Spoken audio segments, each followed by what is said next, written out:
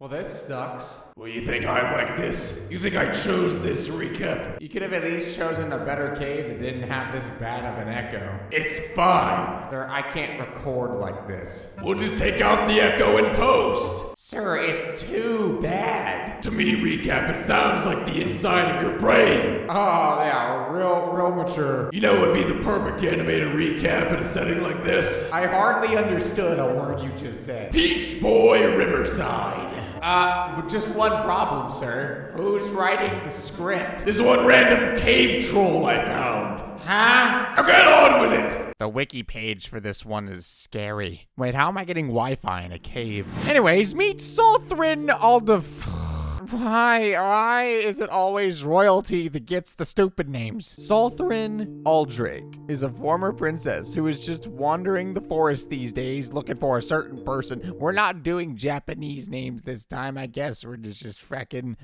I don't know what that is. She finds a creature closely resembling a rabbit and sees that it is passed out from hunger. I should have started the sentence with once upon a time. Unable to leave it behind just like that, she treats the rabbit thing with a carrot and finds out that it's actually a harefolk named Frau. You guys have enough cat girl knowledge to understand what that means. Since she treated him, Frau decides to follow her around because he kinda doesn't know what he's doing with his life. They go to a nearby village and are immediately chased off from there because Frau is a demi-human, and in this world, demi-humans are the mortal enemies of regular humans. Yeah, I mean, look at that vicious-looking rabbit man. There's no telling when he might hop.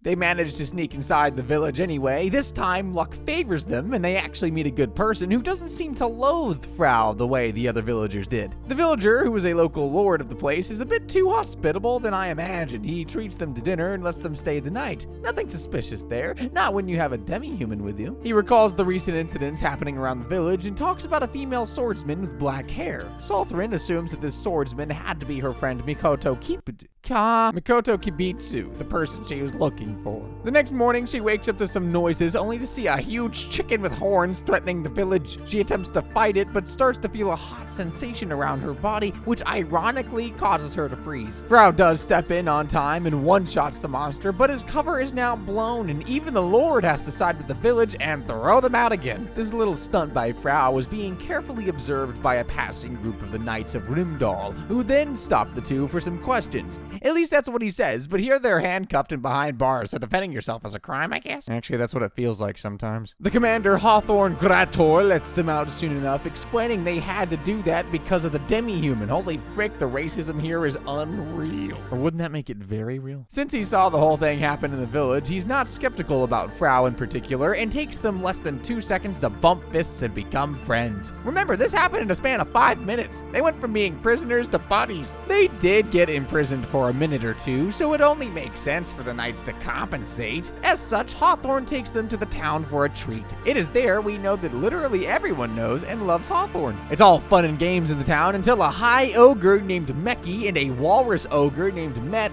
just pulverize a fraction of the town in an instant, right in front of Solthrin's eyes. Walrus looks kinda dumb. I'm sure these knights are gonna floor him and, oh wow, he just clapped that dude out of existence. These ogres mean business and they are nasty. For some reason, Frau decides to take on the front and advises Sally and Hawthorne to run away. He's using just a frackin' wooden hammer against a thing that looks thicker than Rias's Yo, whatever cave troll wrote this script is kinda clapping. And you doubted me! Just when it seemed like Frau was going to get squashed, Sally comes running in, starts to feel hot, speaks a bunch of mambo, jambo, wambo, clambo, and with a crazed look on her face, she destroys the ogre's arm just like that. While the walrus is getting destroyed inside the town, Meki, the other ogre who has shrunk from using her power earlier, waits outside near a tree. She is then confronted by Mikoto, who offers to wait until she gets her full power back. Vegeta would be proud. Well, seeing the crazed look on her face, I can safely say Mikoto isn't a fan of citrus and she's there for blood. She even goes on to say that she couldn't care less about the people dying in the town as long as she gets to slay some ogres. Back in the town, Seth is shocked by how Sally is and fires his ultimate move, Cannon Blast from Horn! That's the most pathetic. But it has no effect on her, and this time he's pretty sure he's gonna die now. Seeing this, Makoto offers the same luxury to Meki, who gladly obliges, only for her to tank the blast like it was nothing. She then shrinks back to a kid and gets kicked like a frackin' football. Wow, I thought she'd have a little guilt trip or something, but no, she just straight up stabbed the child in the head. Meanwhile, Set is ready to be roasted for some barbecue. Oh wait, thank the heavens Makoto didn't kill her. Just took her horns and monster eye. Medi is basically a human now. Also, when did this random dog appear and how is it able to talk to her? Frau and Sally are taken back to the Knight's Palace and are basically celebrities here because they kind of killed a big frackin' monster that was squashing those knights like mosquitoes. Hawthorne takes them to an unconscious Meki and explains her situation, mentioning that he is using his power to hold off her due execution as he wants to know more about this attack. After Hawthorne leaves, Meki stops pretending to be asleep and attempts to fight Frau, only to realize that she's just a normal human now. Wait, what, Makoto's a dude? Meki accidentally reveals her name and then realizes that Sally is a friend of Makoto, and he is a dude! I fell for it.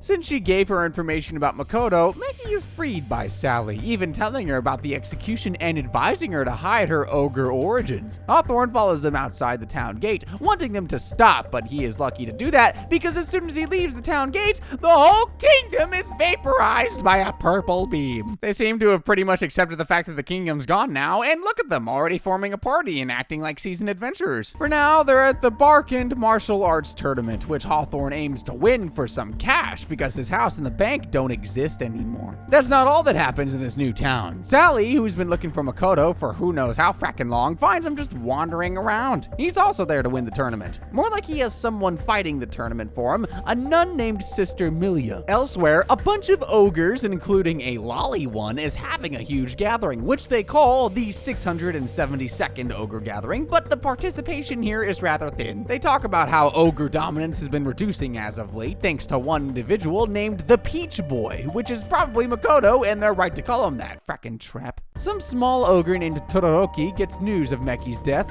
as an ogre, and ignores all the feats of Peach Boy that they were cowering at. They really are insistent on beating up chibi characters, aren't they? The child ogre named Juscelino, who they call the God of Masks, is already on the move. After the meeting, she appears in front of Hawthorne and asks him to pick her up. Run away! Since the agenda was set to harmonize with humans because defeating Peach Boy was not an option, Juscelino tries her best to experience a bond with a human, not Hawthorne for heaven's sake, please. It's only after the two of them meet Sumeragi do we get to know that the one that destroyed the kingdom before is Juscelino. While that little fricker is in the arena cheering for Hawthorne, Sumeragi takes a trip to walk with Sally about human-ogre coexistence. Makoto, who clearly hasn't had a single class in negotiation, turns to Sally and gives her a choice to join him and slaughter all ogres, contrary to Sumeragi's supposed offer of peace. Is it really that hard of a decision to make, Sally? Really? You literally killed an ogre the other day and Makoto's your friend, whom you were desperately looking for. Just go on a slaughter spree. I'll recap it when you get back, don't worry. This brings us to a little flashback to how Sally and Makoto met. She was a princess in a kingdom, eager to see the outside world. Very Disney of her. While Makoto is and was a wandering traveler. Was and is still, is what I should have said. All right, the cave troll's kind of slacking. That wasn't the writing, that was just you messing it up. Don't blame my writer for your incontinence.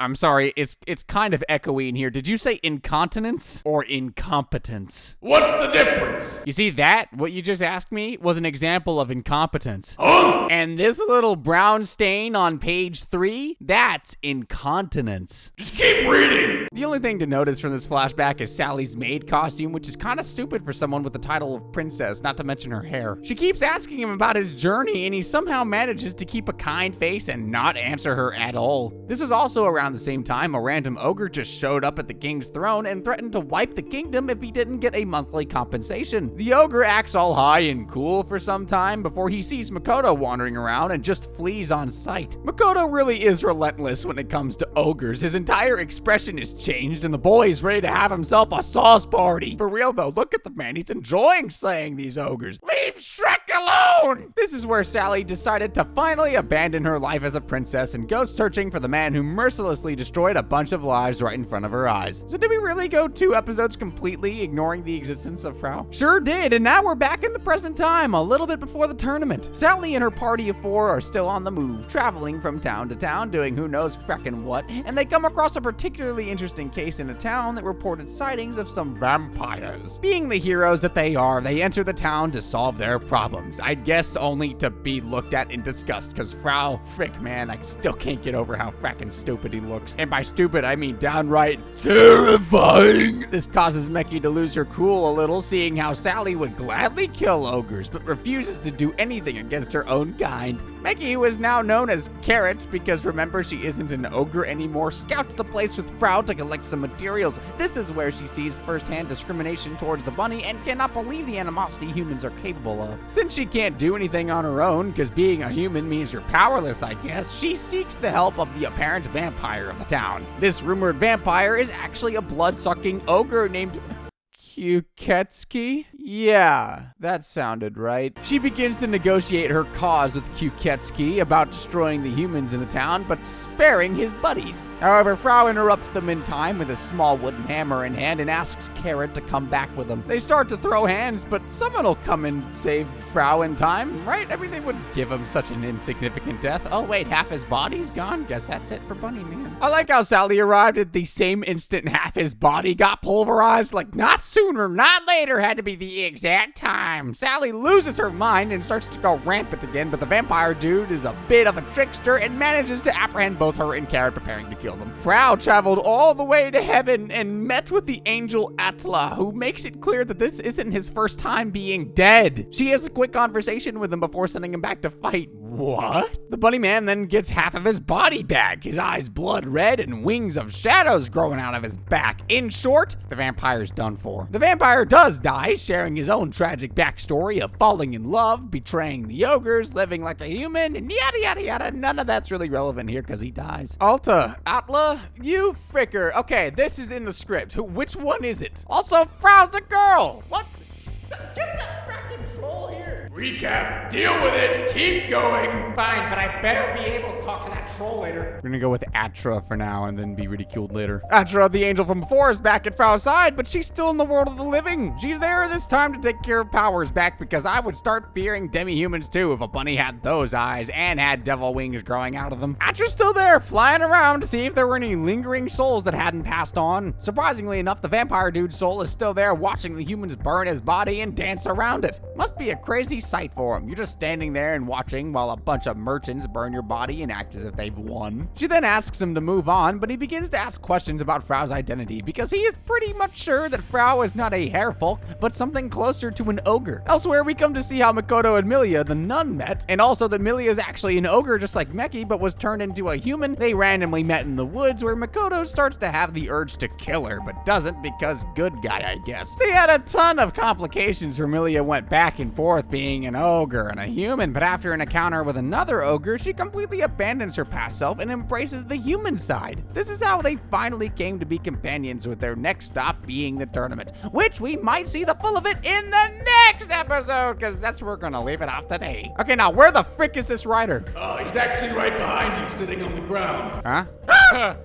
Sup, nerd? How the frick long were you there for? I've been here the entire time. You just never fracking notice. Also, I don't know why I was expecting like a fantasy troll. I think I do this too much. Anyway, you wrote that fracking script? Yeah. There were more mistakes than usual on that one. Yeah, it's like I did it on purpose or something. Yeah, it's like you did it on purpose, didn't you? Were you not listening to what your boss was telling you? I'm a cave troll. I troll. Oh, that makes sense. And I edit your audio, so don't get on my bad side. So you can make it not echoey? For you, it ain't echoey. For him, it is. Why? Because screw him. You're a troll, that makes sense. Just do your outro. We got a lot to do today. Okay, well, if y'all enjoyed the video, be sure to hit the like and the subscribe buttons. Be sure to leave a comment down below. What's your favorite type of ogre? Mine is donkey. And I will see y'all in the next one. Peace!